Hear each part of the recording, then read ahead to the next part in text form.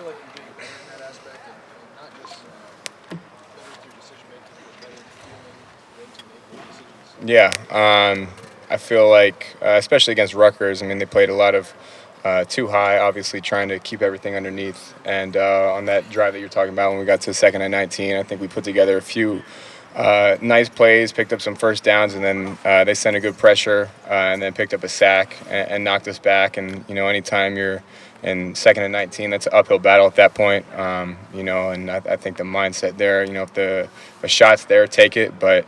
If not, just do a good job of checking it down, understanding, that they want you to take a shot in that situation to, create a turnover. And I think just he's done a really good job of just coaching me and in moments like that with the play call, understanding what he's trying to do as well. How tough is that for you, as competitive as you are, to continue to learn when to take those chances, but also when to kind of live for the next drive instead of taking a big mistake? Yeah, I mean, obviously you want to score on every drive. But I think, at the college football level, you got to understand, defenses are good. And, if they make a big play and kind of set you off schedule, I think you have to do a good job of managing it, like you said, and not losing the game. Because in the grand scheme of things, in the moment, it sucks. And, you're like, damn, we just wasted a drive. But at the same time, you're going to, especially with our defense, get the ball back and, be right back to where you want to be. Cal, how much calmer do you feel right now, though, in the pocket? Like you said, you could have done something crazy when that blitz came, but you ate the football, as the old saying goes. How much calmer are you in the pocket than you were even like 5 or 6 weeks ago? Do you feel? Yeah, I mean, I think anytime you take 2 years and you're not getting, hit like that, and you're kind of a little bit, I wouldn't say out of it, but you're just not taking those, physical, hits on your body.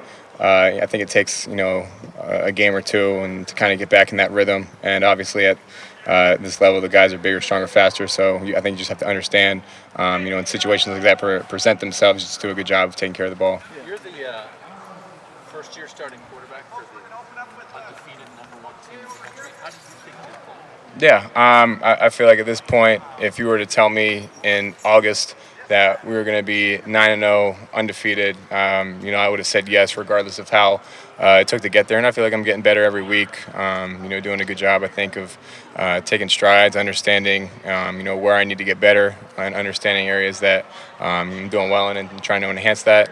So I think, it's a process. Obviously, 9 games into the year. We're right where we want to be, so I think that's a positive. But at the same time, I feel like there's just so much room for growth, which is exciting. So last question. You sort of, this is the last one. I'll put it together.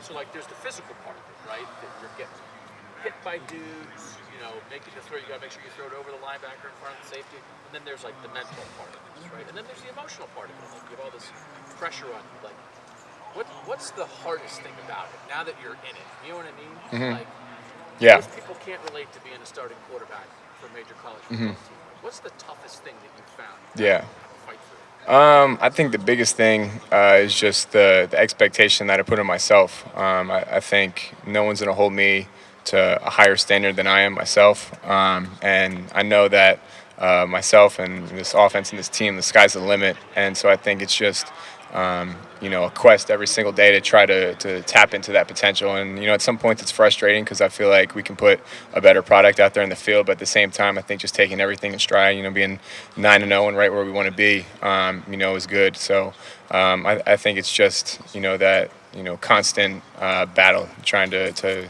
reach our potential. All right, Kyle. Thank you. Thanks, man. Yep, appreciate it.